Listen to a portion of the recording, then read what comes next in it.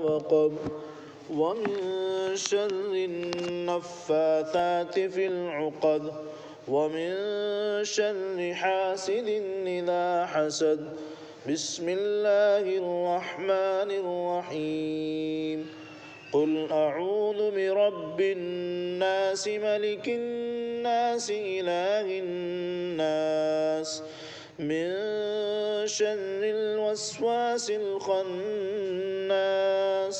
الذي يوسوس في صدور الناس من الجنة والناس صدق اللہ العظیم۔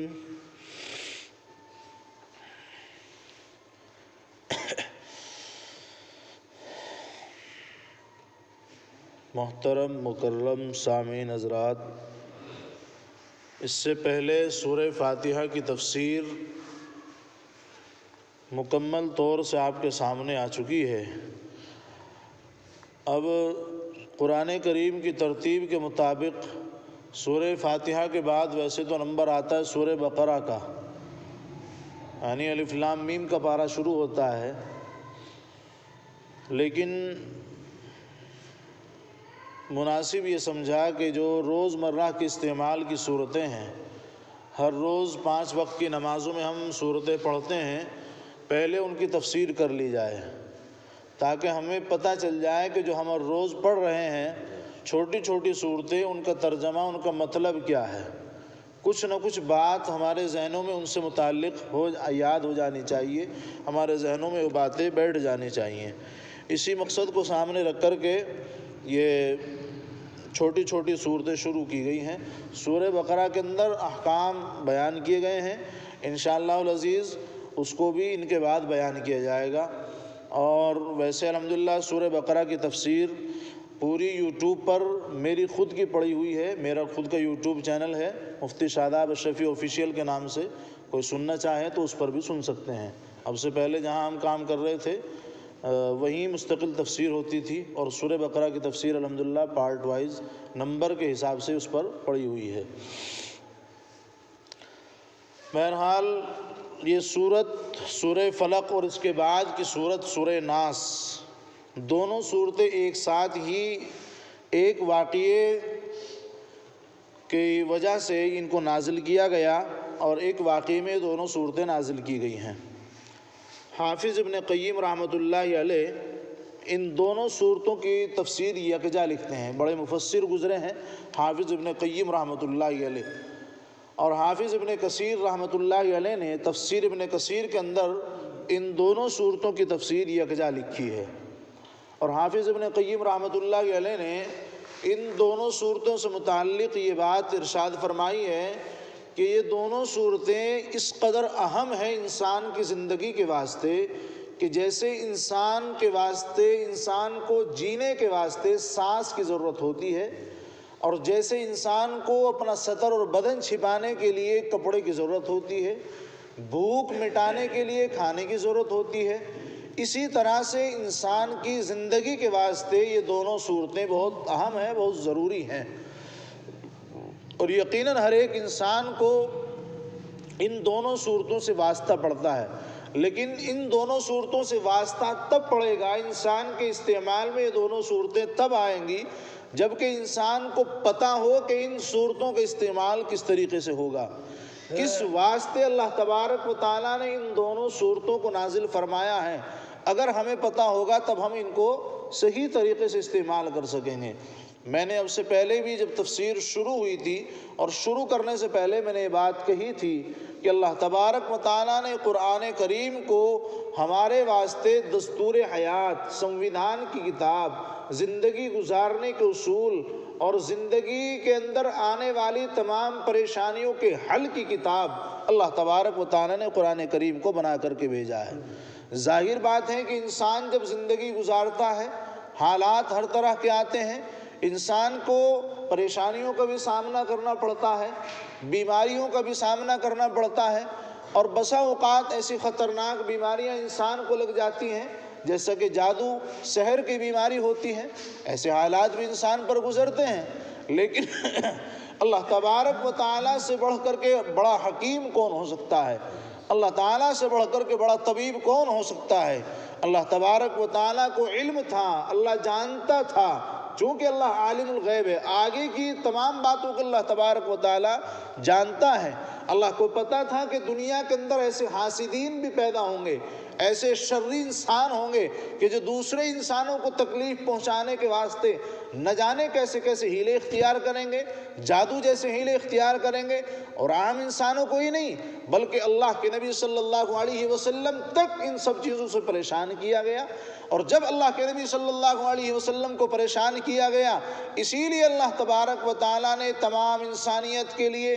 دنیا میں رہنے والے تمام انسانوں کے واسطے دونوں صورتیں نازل فرما دی کہ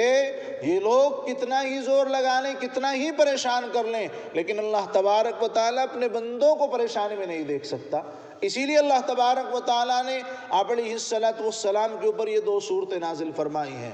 سب سے پہلے ہم اس واقعے کو سمجھے کہ کس واقعے کی وجہ سے ان دو صورتوں کو نازل کیا گیا ہے۔ مسند احمد کے اندر یہ روایت نقل کی گئی ہے کہ نبی آخر الزمان محمد عربی صلی اللہ علیہ وسلم پر ایک یہودی نے جادو کر دیا تھا۔ ایک یہودی نے جب آپ پر جادو کر دیا، جس کے اثر سے آپ علیہ السلام بیمار پڑ گئے۔ آپ علیہ السلام کے بیمار ہونے کے بعد جبریل امی تشریف لاتے ہیں، چونکہ اللہ تبارک و تعالیٰ کو اپنے حبیب سے، اپنے محبوب سے بڑی محبت تھی، اللہ کے نبی سے بڑی محبت تھی، بڑا پیار تھا، اور ہر ایک بات اللہ تبارک و تعالیٰ راز کی آپ علیہ السلام کو کچھ نہ کچھ باتیں بتا دیا کرتے تھے۔ تو حضرت جبریل علیہ السلام تشریف لاتے ہیں اور آ کر کے انہوں نے آپ علیہ السلام کو اطلاع دی، اللہ کے نبی آپ پر فلاں یہودی نے جادو کر دیا ہے، اور جس چیز میں اس نے جادو کیا ہے اس چیز کو اس نے فلاں کنویں کے اندر چھپا رکھا ہے، پتھر کے اندر اس نے پتھر کے نیچے دبا رکھا ہے۔ آپ علیہ السلام وہاں آپ علیہ السلام نے آدمیوں کو بھیجا، اور وہ جو آدمی گئے وہ جا کر کے اس پتھر کو ہٹایا، دیکھا تو واقعی جو چیز نبی پاک علیہ السلام نے حضرت جبریل نے بتائی تھی وہ چیز وہاں موجود تھی۔ وہ آپ علیہ السلام کے پاس لے کر کے آئے، اس کے اندر گرہیں لگی ہوئی تھی، گانٹھ لگی ہوئی تھی۔ تو آپ علیہ السلام نے ان گرہوں کو کھول دیا۔ جیسے ہی ان گرہوں کو کھولا تو آپ علیہ السلام بھلے چنگے ہو گئے، آپ علیہ السلام کو شفا ہو گئی، چونکہ اس کے اندر جادو کیا گیا تھا، سحر کیا گیا تھا۔ اور حضرت جبرائیل علیہ السلام نے اللہ کے نبی کو اس انسان کا، اس منافق کا، اس سحر کرنے والے بدبخت کا نام آپ علیہ السلام کو بتا دیا تھا کہ فلاں انسان ہے کہ جس نے آپ پر جادو کیا ہے۔ اب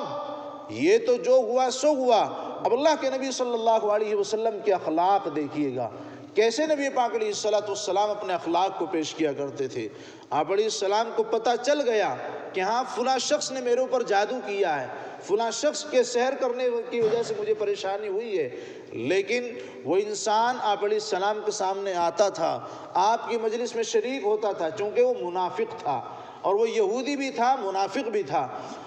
لو آپ علیہ السلام کے سامنے آتا، لیکن نبی اکرم صلی اللہ علیہ وسلم کے چہرے مبارک پر کبھی ناراضگی کے، کبھی غصے کے آثار نظر نہیں آتے تھے۔ کبھی پوری زندگی میں آپ علیہ السلام کی زبان پر اس کی طرف سے کوئی شکوہ یا شکایت نہیں آئی۔ اگر ہوتا ہم جیسا انسان اور ہمیں پتہ لگ جائے کہ فلاں آدمی نے ہمارا یہ نقصان کیا ہے، تو ہم اس کے خاندانوں کو تباہ کر کے رکھ دیتے ہیں، اور اس سے ہم رشتہ ناتا ختم کر لیتے ہیں، اور اس کو رشتہ داریوں میں، تعلق داریوں میں نہ جانے کہاں کہاں تک ہم اس انسان کو بدنام کر دیتے ہیں۔ یہ بد اخلاقی کی بات ہے۔ اخلاق کی بات یہ ہے، اسلام ہمیں اخلاق سکھاتا ہے، ہمیں یہ بتاتا ہے کہ ہم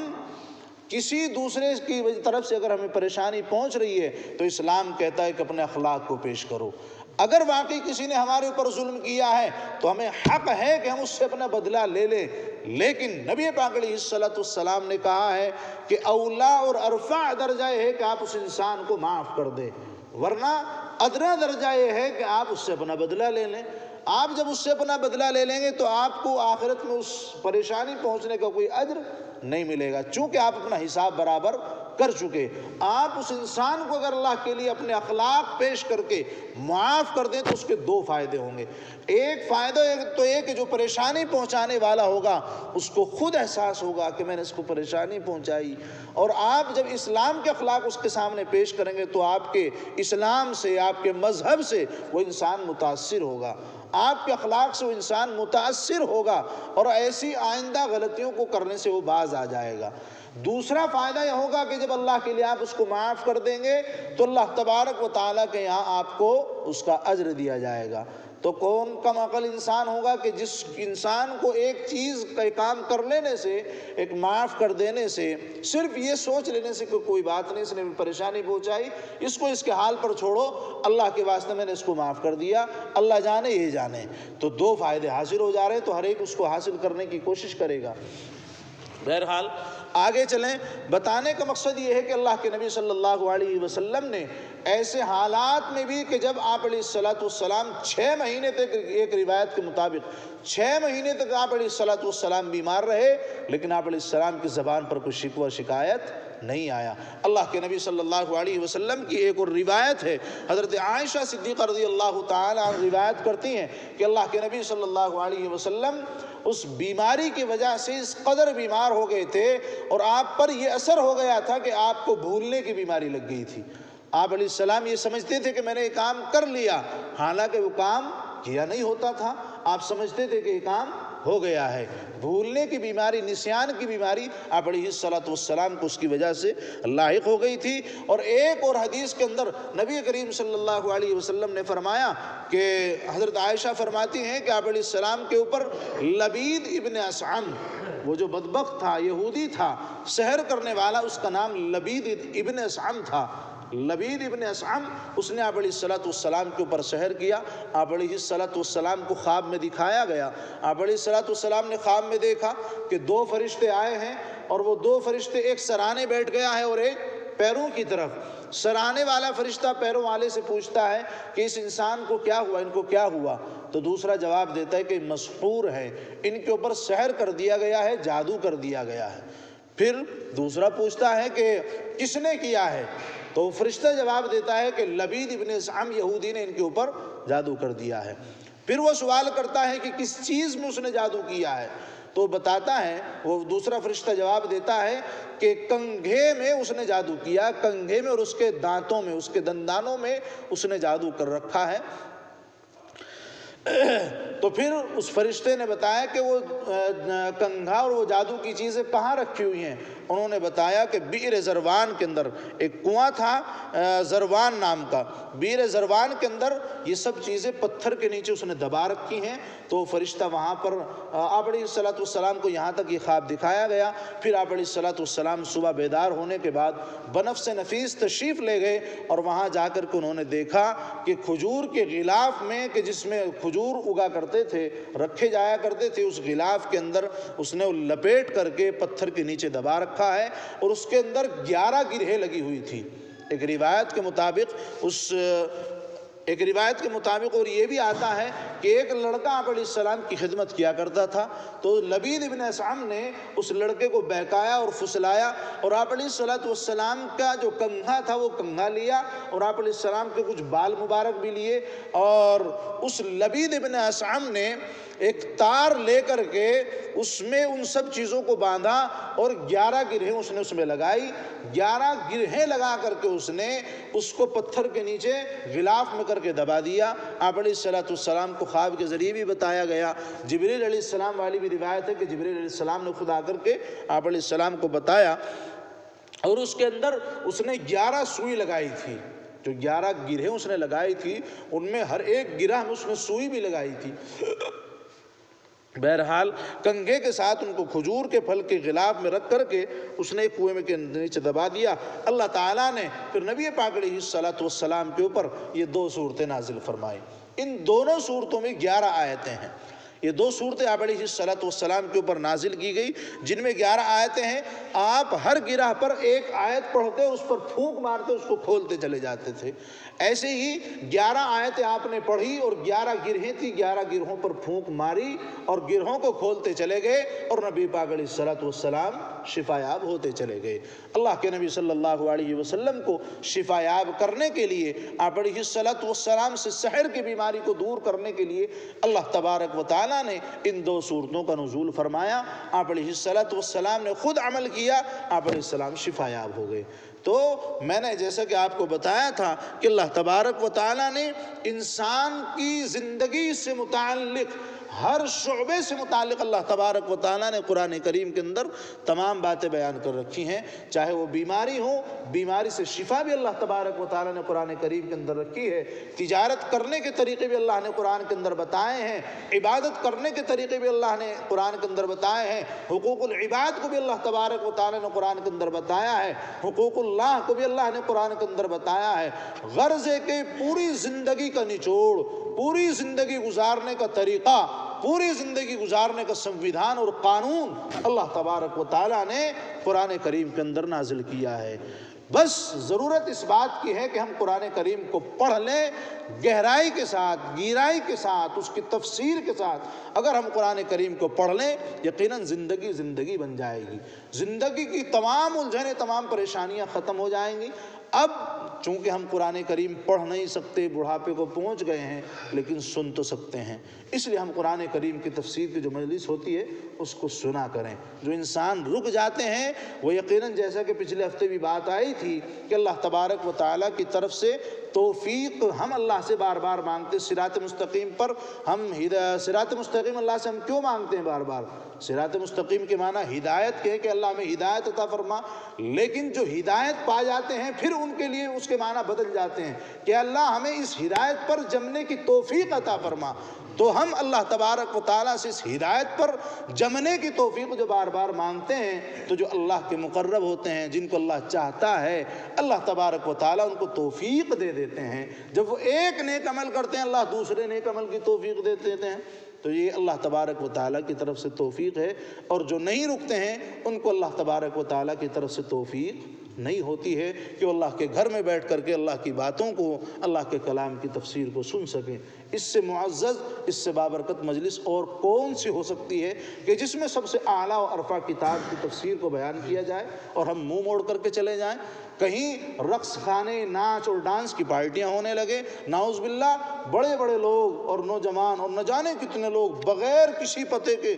صرف تھوڑا شور سنتے ہی، سراغ ملتے ہی وہاں پہنچ جائیں گے اور ہنگامے بازیاں، اور یہی نہیں بلکہ راتوں رات تک لوگ وہاں جمے رہیں گے اور وہاں پر اپنے پیسوں تک کو برباد کریں گے۔ یہ ہے ہمارا ایمان، یہ ہے ہمارے ایمان کی مضبوطی، یہ ہے ہماری اللہ کے قرآن سے، اللہ کے دین سے محبت، یہ ہے ہمارے مسلمان ہونے کی نشانی کہ ہم ڈانس پارٹیوں میں تو بڑا وقت گزار دیتے ہیں، ڈانس پارٹیوں میں جا کر کے پیسہ برباد کر دیتے ہیں، لیکن اللہ کے گھر میں فری میں بیٹھ کر کے ہم دو باتیں نہیں سن سکتے ہیں۔ اللہ تبارک و تعالیٰ ایسے لوگوں کو ہدایت نصیب فرمائے، اللہ تعالیٰ یقیناً ان کو صراط مستقیم نصیب فرمائے جو حقیقی صراط مستقیم ہے، اور اللہ تبارک و تعالیٰ ہم سب کو بھی صراط مستقیم پر جمنے کی توفیق نصیب فرمائے، اور اللہ تبارک و تعالیٰ جو باتیں کہی گئی ہیں ان پر عمل کی توفیق نصیب فرمائے۔ تو آج کی مجلس کا خلاصہ اتنا ہی ہے کہ سب سے پہلی تعلیم تو اللہ کے نبی صلی اللہ علیہ وسلم کے واقعے سے ہمیں ملتی ہے کہ ہم اپنے اخلاق کو درست کریں، لوگوں کے سامنے ہم اپنے اخلاق کو پیش کریں، اسلام کی تعلیم کو پیش کریں۔ اور دوسرے، ان دو صورتوں کے اندر اللہ تبارک و تعالیٰ نے سحر، جادو کے علاج کو اللہ تبارک و تعالیٰ نے ہمیں بتایا ہے۔ اگر کوئی انسان پریشان ہے تو سب سے پہلے کوئی بھی بیماری ہو، سحر کی بیماری ہو یا کوئی بھی ہو، سورہ فاتحہ پڑھیں، درود شریف پڑھیں، معوذتین پڑھیں، ان کے اندر اللہ تبارک و تعالیٰ نے ہر بیماری سے شفا رکھی ہے۔ اللہ کے نبی صلی اللہ علیہ وسلم کا عمل نہ حضرت سیدہ صدیقہ عائشہ رضی اللہ تعالیٰ عنہ بیان کرتی ہیں کہ آپ علیہ الصلوۃ والسلام ہر نماز کے بعد معوذتین پڑھ کے پورے بدن پر ہاتھ پھیر لیا کرتے تھے۔ اس سے آپ علیہ الصلوۃ والسلام کی تمام بیماریوں سے حفاظت ہوتی تھی، اور اللہ کے نبی نے صحابہ کرام کو بارہا اس چیز کی تعلیم دی ہے اور تلقین کی ہے، اور خود مرض وفات میں بھی جب اللہ کے نبی کا آخری وقت تھا اس وقت کے بھی حضرت عائشہ رضی اللہ تعالیٰ عنہ واقعہ بیان کرتی ہیں کہ آپ علیہ الصلوۃ والسلام اس وقت بہت لاغر کمزور ہو گئے تھے۔ آپ علیہ الصلوۃ والسلام کے ہاتھوں پر معوذتین پڑھ کر قل اعوذ برب الفلق اور قل اعوذ برب الناس دونوں صورتیں پڑھ کر آپ علیہ السلام کے ہاتھ پر پھونک مار دیا کرتی تھی، آپ پورے بدن پر اپنے ہاتھ کو پھیر لیا کرتے تھے تاکہ بیماری سے شفا ہو جائے۔ اس لیے اللہ تبارک و تعالیٰ نے ہر ایک چیز کا علاج قرآن کے اندر رکھا ہے۔ اگر ہمیں کوئی اتنی خطرناک بیماری سحر بھی ہو جاتا ہے، یقین کے ساتھ پڑھیے انشاءاللہ العزیز شفا ہوگی۔ تعویذ گنڈوں کے چکر میں بالکل نہ پڑیے گا، ان لٹیروں کے چکر میں مت پڑیے گا۔ آج لوگ دکان کھولے بیٹھے ہیں، بالکل بدمعاش بنے بیٹھے ہیں اور ڈکیت اور چور بنے بیٹھے ہیں اپنی دکانداری چلانے کے لیے۔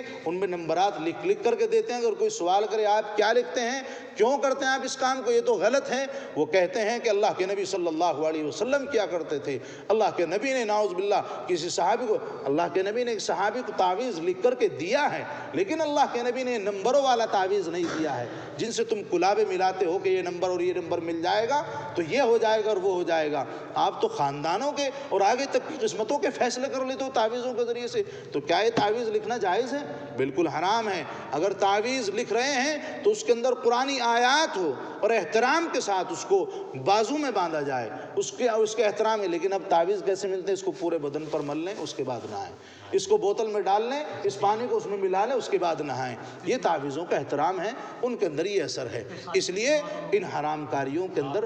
مبتلا نہ ہوں، سمجھے؟